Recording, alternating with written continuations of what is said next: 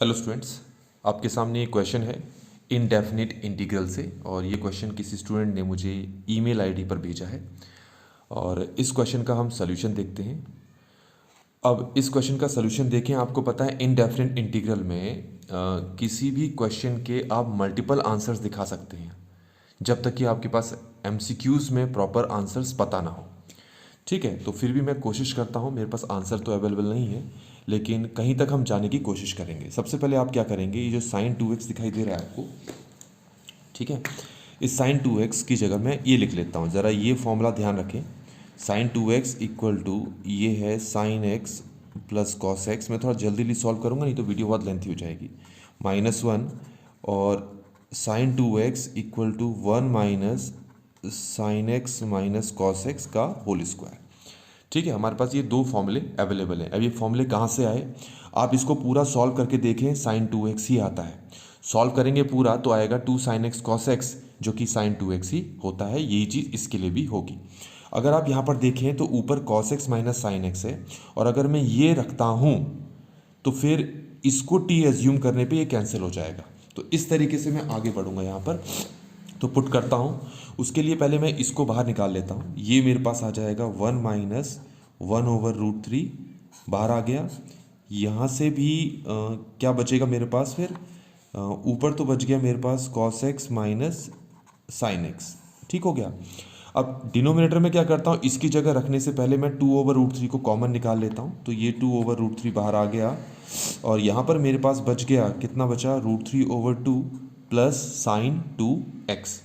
और sine 2x की जगह मुझे ये पुट करना है, तो ये हो जाएगा मेरे पास sine x plus cos x का होल स्क्वायर -1, और यहाँ पर मेरा dx है।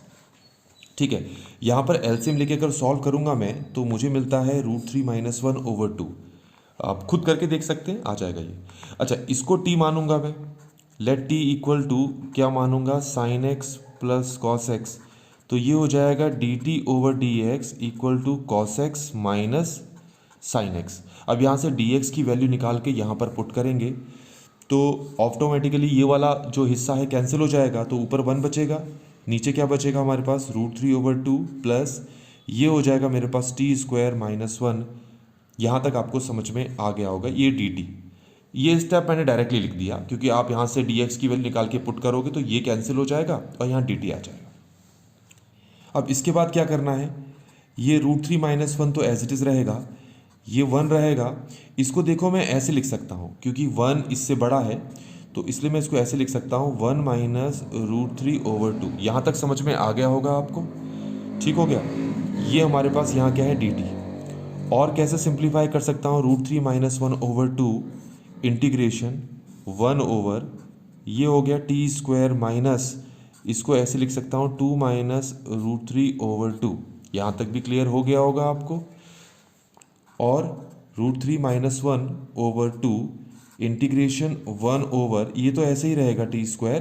देखिए इसको मैं ऐसे लिख लेता हूँ, √2 माइनस √3/2 का होल स्क्वायर, और ये dt।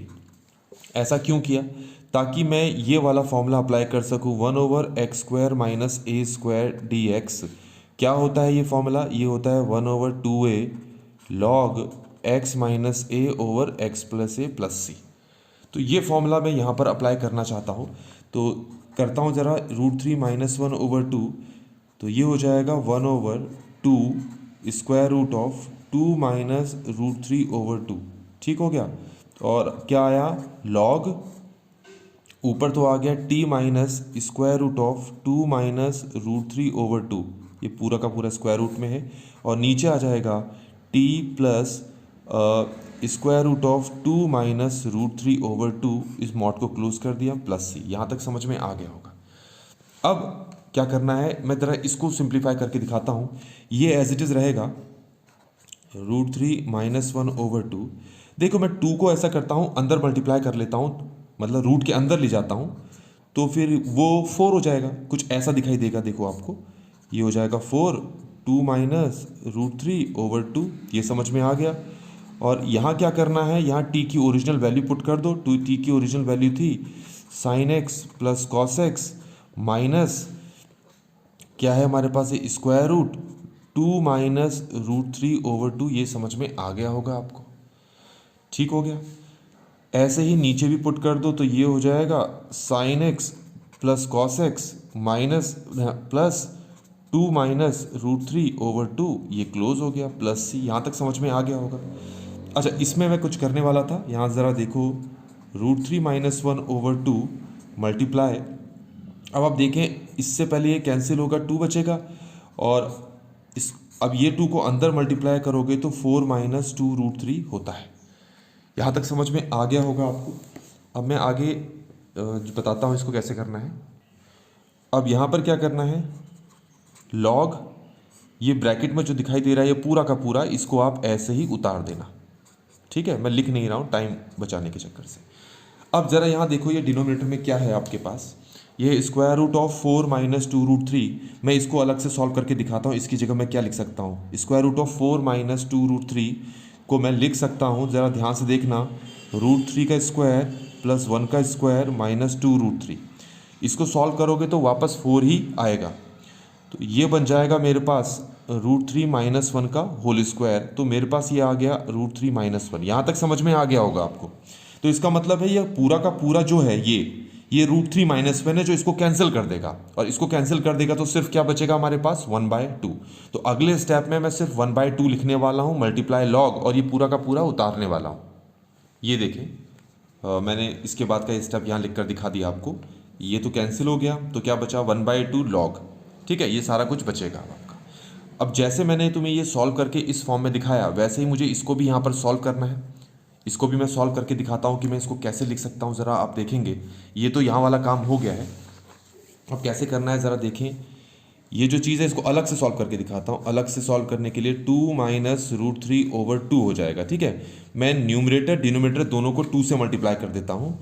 तो ऊपर तो हो जाएगा 4 माइनस 2√3, और नीचे हो जाएगा 4, जिसको मैं लिख सकता हूँ 4 माइनस 2√3/2। यहाँ तक समझ में आ गया होगा। अब इसकी वैल्यू क्या होती है, अब भी जस्ट मैंने आपको यहाँ पर करके दिखाया था, √3 - 1 होती है। तो मैं क्या करता हूँ, इसकी जगह लिख लेता हूँ √3 - 1/2। ये समझ में आ गया होगा आपको। इसका मतलब है इस पूरे की जगह मुझे ये लिखना है, और इस पूरे की जगह मुझे ये लिखना है। तो ये चीज़ मैं उतार देता हूँ एक बार। तो ये देखिए बच्चों, हमने यहाँ तक सॉल्व कर लिया। अब देखा जाए तो ये हमें यहाँ पर कंप्लीट कर देना चाहिए, पर क्योंकि इसके आगे भी इसके और पॉसिबल सोल्यूशन है, ये न्यूमरेटर और डिनोमिनेटर, और इसको और आगे मैं सॉल्व कर सकता हूँ, तो इसीलिए और आगे सोल्यूशन दिखा रहा हूँ। अगर आपका आंसर यहाँ तक मैच कर रहा है तो फिर यहीं तक आंसर कंप्लीट हो चुका है। अब मैं न्यूमरेटर डिनोमिनेटर को अलग अलग सॉल्व करके दिखाऊंगा, और फिर इन्हीं की जगह वो वैल्यूज़ को मैं रख देता हूँ। ठीक है, सबसे पहले न्यूमरेटर देखें, ये है sign x plus cos x, और माइनस से अंदर करेंगे तो ये हो जाएगा √3/2 प्लस 1/2। ठीक हो गया। अच्छा, इनको तो ऐसे ही रहने दो, तो sign x plus cos x. अब इसकी जगह मैं क्या लिख सकता हूँ, ज़रा ये देखें, यहाँ पर √3/2 की जगह लिखना है मुझे, तो इसकी जगह मैं लिख लेता हूँ cos π/6, और इसकी जगह लिख लेता हूँ मैं sin π/6। ठीक है, आप cos π/3 की फॉर्म में भी लिख सकते हैं, क्योंकि सॉरी sin π/3 भी लिख सकते हैं, ऐसा कुछ नहीं है। और यहाँ पर cos π/3 लिख सकते हैं, उल्टा बोल दिया मैंने शायद, sin π/3 और cos π/3। ठीक है, अब यहाँ पर क्या करना है, ज़रा देखो, इसके बाद ये जो sin x और sin π/6 दिख रहा है, इसके बीच में ये वाला फॉर्मूला अप्लाई करेंगे, sin c plus sin d वाला। पता ही होगा, आपने 11th में पढ़ रखा है। ये है 2 sin c plus d/2 cos c minus d/2। ये फॉर्मूला आप लगाएं। ऐसे ही इन दोनों के बीच में आप लगाएंगे cos c minus cos d का फॉर्मूला। ये होता है, क्या होता है, -2 sin c plus d/2 sin c minus d/2। ठीक है, तो ये दोनों फॉर्मूले मैं ज़रा यहाँ लगाता हूँ। तो जो फॉर्मूले लगाने के लिए कहे थे, अगर मैं वो फॉर्मूला लगाऊँ किसके बीच में, इसके और इसके बीच में लगाऊँ, तो मुझे क्या मिलता है वो मैं डायरेक्टली आपको लिख के दिखा रहा हूँ। आप खुद रफ कॉपी में लिख कर देख लें एक बार। ये होता है 2 sin x/2 plus π/12 cos x/2 minus π/12। ठीक है, अब भी करके देखेंगे इसमें। ऐसे ही इन दोनों के बीच में ये वाला जब फॉर्मूला है अप्लाई करूँ तो माइनस में आएगा तो -2, ये हो जाएगा साइन x/2 प्लस π/12, और यहाँ आ जाएगा साइन x/2 प्लस माइनस π/12। ये क्लियर हो गया होगा आपको यहाँ तक। अब इसमें से कॉमन क्या आ रहा है, देखिए कॉमन आ रहा है 2 साइन x/2 प्लस π/12, यहाँ से कॉमन आ रहा है। और अंदर क्या बच रहा है उसको मैं यहाँ पर लिख देता हूँ। यहाँ से तो बच रहा है cos x/2 माइनस π/12, और यहाँ से बच रहा है माइनस साइन x/2 माइनस π/12। ये क्लियर हो गया होगा आपको। तो ये तो मैंने सिर्फ न्यूमरेटर को अभी सॉल्व करके दिखाया। ऐसे ही अब मैं डिनोमिनेटर के लिए करता हूँ। पहले ये डिनोमिनेटर को मैं इस फॉर्म में लिख लेता हूँ, इस फॉर्म में लिखता हूँ, फिर इस फॉर्म में लिख कर दिखाता हूँ। ठीक है, तो क्या हो जाएगा ये ज़रा देखें। Sign x plus cos x ये होगा मेरे पास प्लस √3/2 माइनस 1/2। ठीक हो गया। सेम वही तरीका है, sign x plus cos x, इसकी जगह मैं लिखूँगा कॉस π/6 और इसकी जगह लिखूँगा माइनस साइन π/6। ये समझ में आ गया होगा आपको। अब इसको सॉल्व करते हैं जैसे भी किया था। सबसे पहले इसके और इसके बीच में साइन सी माइनस साइन डी का फॉर्मूला अप्लाई करते हैं, तो वो हो जाएगा, वो आप खुद करके देखेंगे, वो हो जाएगा 2 cos x/2 plus π/12 sign x/2 minus π/12। ऐसे इसके बीच में cos c plus cos d का लगाएंगे तो ये आएगा +2 x/2 प्लस π/12, और ये हो जाएगा cos x/2 माइनस π/12। ये हो गया हमारे पास। यहाँ से अब देखिए कॉमन क्या आ रहा है, ये कॉमन आएगा 2 cos x/2 प्लस π/12 और sine x/2 minus π/12 plus cos x/2 minus π/12। तो ये सारा चीज़ हो गया। तो एक तो मेरे पास ये जो आंसर आया है न्यूमरेटर के लिए, और ये जो आंसर आया है मेरा डिनोमिनेटर के लिए। ठीक हो गया। अब इनको उनकी जगह पर मैं पुट करके दिखाता हूँ आपको। ये देखें, ये है न्यूमरेटर डिनोमिनेटर। इसकी जगह अगर मैं ये पूरा का पूरा आंसर पुट कर दूँ और ये पुट कर दूँ तो 2 से 2 कैंसिल हो जाएगा, और इससे मुझे क्या मिल जाएगा, बाहर तो आपका ऑलरेडी क्या है 1/2 लॉग, ये मिल जाएगा मुझे tan x/2 प्लस π/12। तो इन दोनों के डिवीजन से तो ये मिल जाएगा। अब इन दोनों के डिवीजन से मुझे आंसर निकालना है, तो मैं इनको अभी के लिए एज इट इज़ लिख लिखता हूँ। कॉस क्या है x/2 प्लस माइनस π/12, इसको उतार रहा हूँ पहले, माइनस साइन x/2 माइनस π/12। ऐसे ही डिनोमिनेटर में इसको उतार लो, तो sine x/2 minus π/12 plus cos x/2 minus π/12। ये समझ में आ गया होगा आपको। ये तो हो गया है। अच्छा, इसको मैं ऐसे लिख सकता हूँ, इसके नीचे ले आता हूँ इसको, तो 1/2 लॉग एज इट इज़ रहेगा, इसको उतार दो यहाँ पर, और ये हो जाएगा साइन x/2 माइनस π/12, ये हो जाएगा cos x/2 माइनस π/12। इसके नीचे ये पूरा का पूरा आएगा जो है cos x/2 minus π/12 minus sine x/2 minus π/12। ये क्लियर हो गया होगा। ऊपर तो 1 बचा, यहाँ मैंने लिखा नहीं क्योंकि यही चीज़ यहाँ पर कॉपी हो जाएगी। 1/2 लॉग, फिर से ये चीज़ तो यहीं आ जाएगी, tan x/2 प्लस π/12। अब इसको मैं डायरेक्टली लिख लेता हूँ। कैसे? मैं ऐसा करता हूँ, इसको cos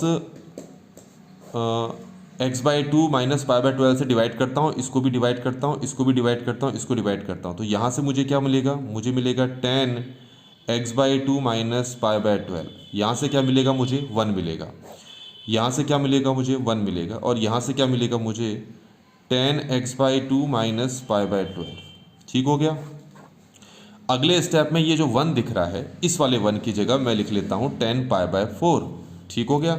और यहाँ पर जो 1 होगा, यहाँ पर भी तो 1 होगा, उसकी जगह भी मैं लिख लेता हूँ tan π/4। तो अब ये tan a plus tan b का फॉर्मूला बन गया।